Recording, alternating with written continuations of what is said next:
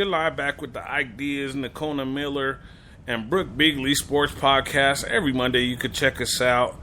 Sorry, we had some technical difficulties there for some odd reason again. I don't know if it's the mixer or what was going on. But we're back. We're here, guys. So if we lost you for a few minutes, I apologize, but we're back on the air. Brooke, are you there? Yes, I'm still here. Okay, so we're here. We're live, guys. We're live. Tune into us live. The IKE and the NIKONA Miller Sports Show with always Brooke BEEGLY filling in with us. I have a tweeter, a question from John Baca 14 at Twitter, and he asked me about. He wants to ask us about Talib. What do we think about about suspensions coming up with him? And I talked about that a couple weeks ago. Remember, Brooke, me and you had the conversation, and that's what he wants to know about the Talib situation. And where are you feeling on that? How do you feel on that? Well, I have mixed feelings about it.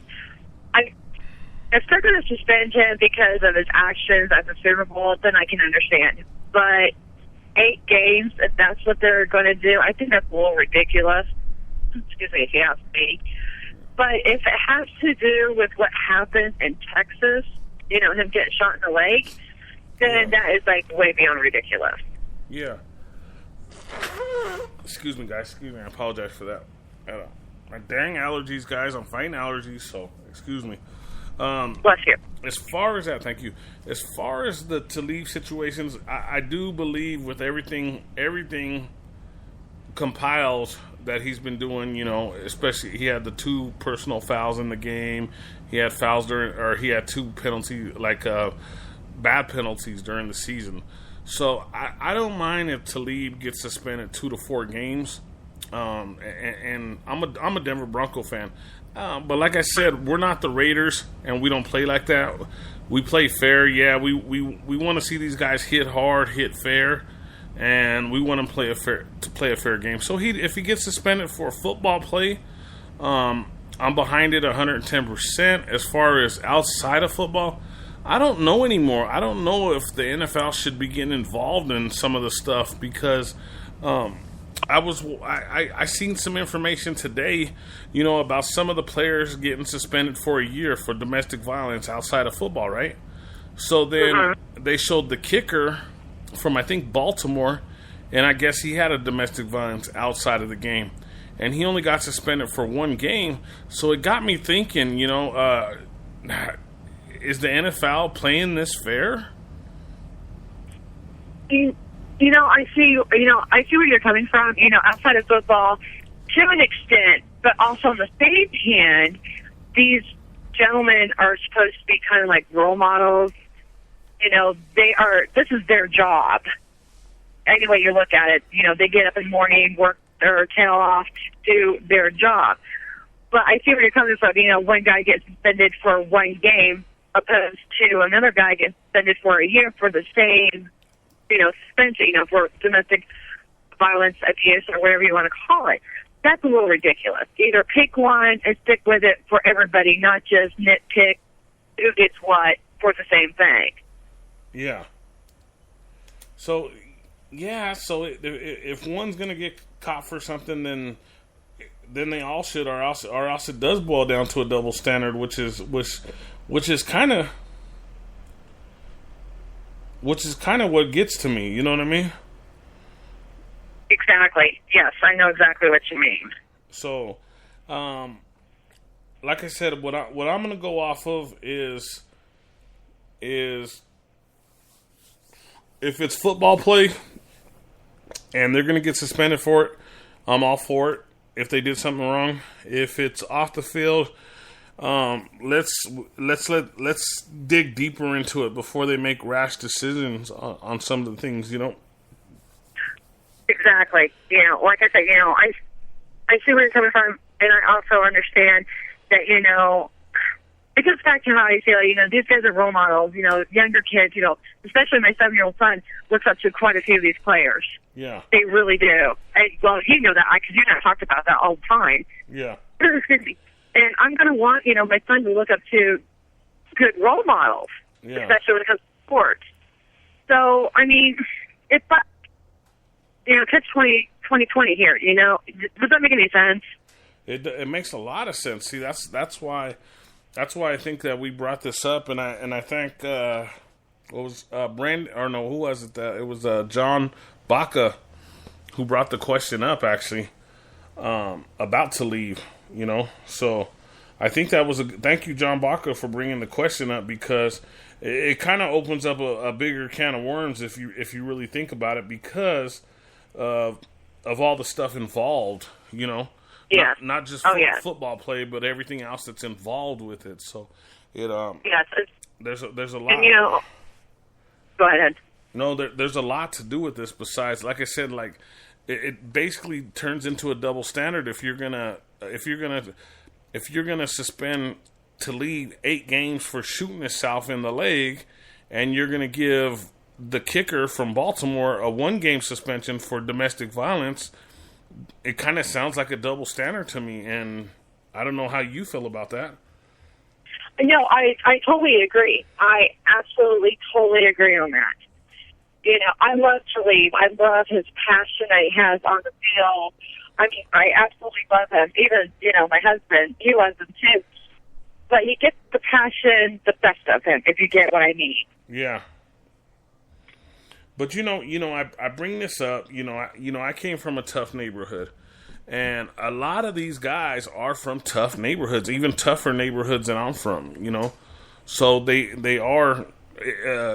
I guess I quoted gangsters.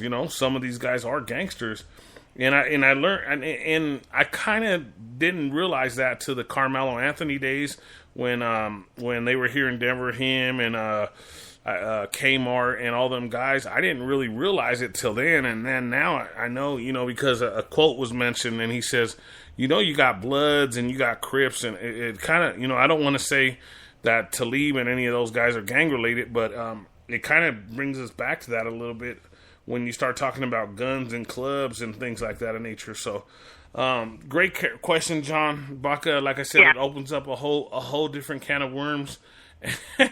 And I kind of don't want to get into it because it's a little bit too much for us tonight. But really, thanks again for bringing that question up. And then I got another question on Twitter from Brandon Light.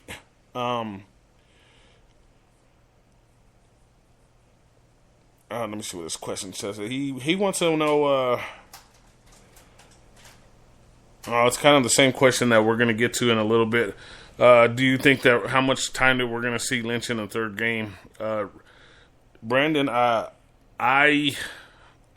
don't know. We're going to talk about that in a minute when we talk about the QB conversation. So, Brooke, how do you feel about that? The same thing? I hope so. Yeah. I hope we get to see him quite a bit. But like you said, we'll talk about that here after a bit.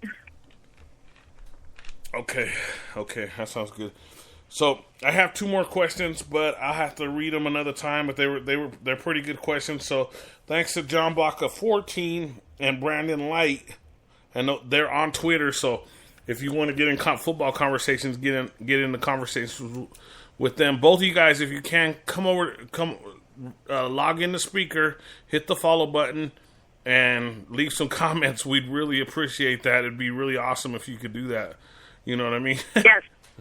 Live chat. We love it. Yeah. So it's cool, and we have people online talking to us, so it's a fun time. Desiree's online. Hi, Desiree. Make sure you check out Desiree tomorrow night with The Lounge. It's one of my favorite new shows. She is so awesome. I can't wait to hear her show tomorrow. I told her that I'll be on listening live this time. When she gets on. Deborah's on. Hello, Deborah. How you doing? Thank you for joining in tonight. You are awesome. Thank you very much. So we got Deborah, we got Julie, we got Brooke. Brooke, you're on the line with me. Yes, I am. And we got Des, we got Julie, Steve, we got most of our podcast family with us. Yeah, I thought Steve was in there somewhere again. He's in there. He should be promoting. He's promoting too. So. Yeah. He goes back and forth. He promotes, and then he comes and says what's up or something. So we got our podcast family in there. It's so cool to see everybody. Thank you again, guys. Oh, I didn't read none of the questions. We need some. Oh, we No. need some people talking about Do you football. mention the trending? Oh, the training. Yeah. Oh, yeah. We got some good training information for everybody. I just came across this before we started the show, and I thought this was awesome. Now, it's Demetrius Thomas. He gets the last laugh with Josh Norman. Apparently, Josh Norman had done an article with ESPN magazine. And this is a direct quote, and this is towards Demetrius Thomas. I don't know what he was out there for. He was supposed to be an all-world guy, and I shut him down. Now, the response that Demetrius Thomas did was priceless, perfect, and beautiful. All DT did was take a picture of him wearing his Super Bowl ring and his statement, the direct quote, "Where's yours at, young fella?" I thought that was the perfect response because Josh Norman didn't come back with nothing. Nada. That is so cool. That is so. I thought that was. I mean, you have to admit that was a beautiful response. Yeah. Short, sweet, to the point. That's if you're gonna respond, that's the way to do it. Remember, everybody, we are the world champions. I got into a conversation earlier tonight. I got into the group called Rep Your